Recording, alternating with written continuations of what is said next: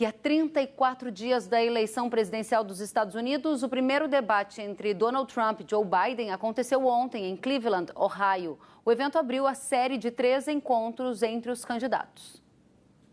O debate foi dividido em 6 blocos. Temas como economia, pandemia do novo coronavírus, questões raciais e histórico dos candidatos direcionaram as discussões. O atual presidente Donald Trump, que disputa a reeleição à Casa Branca, afirmou que Joe Biden quer fechar a economia novamente e destruir o país. Biden contrapôs e destacou que a economia norte-americana não está em bom caminho, indo apenas para milionários e bilionários. A política sobre mudanças climáticas foi um dos últimos tópicos do debate. Biden se comprometeu a recolocar os Estados Unidos no Acordo Climático de Paris e citou o Brasil. O candidato afirmou que a floresta tropical brasileira está sendo derrubada e prometeu se unir a outros países para oferecer fundos para proteger a floresta. E disse que, se não fizerem nada, haverá consequências significativas. Já Donald Trump criticou a gestão ambiental do governo de Barack Obama, do qual Biden foi vice, e acusou o democrata de apoiar o plano ambiental conhecido como Novo Acordo Verde, que é uma série de propostas econômicas para ajudar a combater as alterações climáticas. O presidente Bolsonaro reagiu à crítica do candidato Joe Biden sobre a Amazônia e disse que a soberania brasileira é inegociável. Vamos ver aqui o que disse o presidente da República, o que ele publicou nas redes sociais. Você acompanha agora há pouco, há menos de uma hora. Bolsonaro disse: o candidato à presidência dos Estados Unidos, Joe Biden, disse ontem que poderia nos pagar 20 bilhões de dólares para pararmos de, abre aspas, destruir a Amazônia ou nos imporia sérias restrições econômicas. Aí Bolsonaro segue e diz ainda: o que alguns não entenderam é que o Brasil mudou. Hoje, seu presidente, diferentemente da esquerda, não mais aceita subornos, criminosas demarcações ou infundadas ameaças. Nossa soberania é inegociável, está destacado aqui no texto. Continua ainda dizendo: meu governo está realizando ações sem precedentes para proteger a Amazônia. Cooperação dos Estados Unidos é bem-vinda, inclusive para projetos de investimento sustentável que criem emprego digno para a população amazônica, tal como eu tenho conversado com o presidente Trump. A cobiça de alguns países sobre a Amazônia é uma realidade, disse Bolsonaro. Contudo, a externação por alguém que disputa o comando de seu país sinaliza claramente abrir mão de uma convivência cordial e profícua. E encerra dizendo: custo a entender como chefe de Estado que reabriu plenamente a sua diplomacia com os Estados Unidos depois de décadas de governos hostis, tão desastrosa e gratuita declaração. Lamentável, senhor Joe Biden, sobre todos os aspectos. Lamentável, disse o presidente Jair Bolsonaro. Vamos à análise de Miguel Daúde sobre o tema.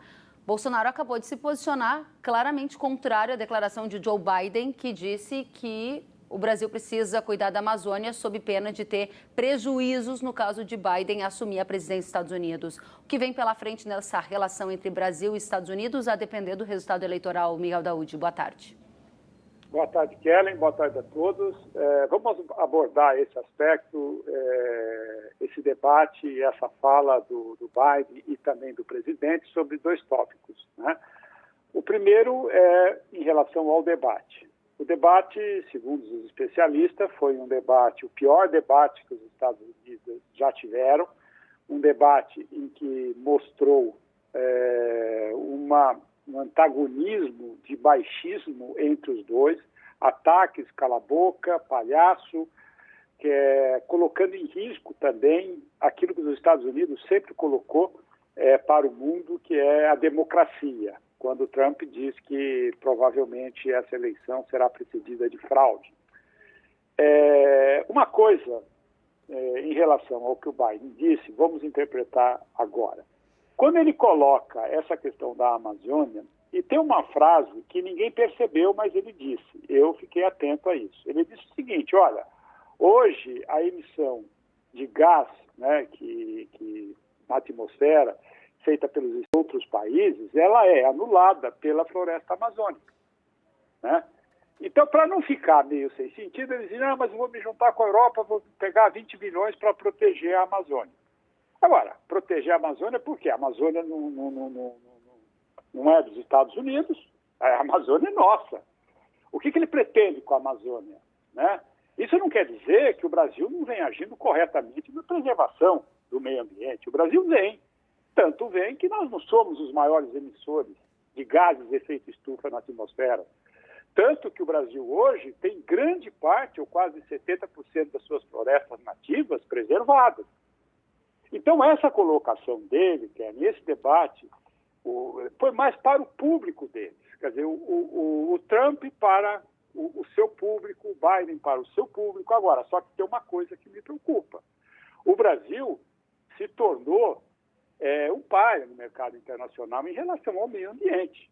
Isso está aí. Quer dizer, nós estamos sofrendo os boicotes de investimentos, nós estamos sofrendo uma série de coisas que o governo vem fazendo um esforço muito grande para reverter, né? Então, essa fala dele também tem no sentido de pegar votos dos mais jovens americanos que estão muito alinhados com essa questão do meio ambiente, como ele fez a questão racial também. Então, tem aí, por trás dessas palavras, como você bem coloca, subliminarmente, indicações que, sem dúvida nenhuma, nós temos que tomar muito cuidado, porque senão nós podemos ser afetados, né?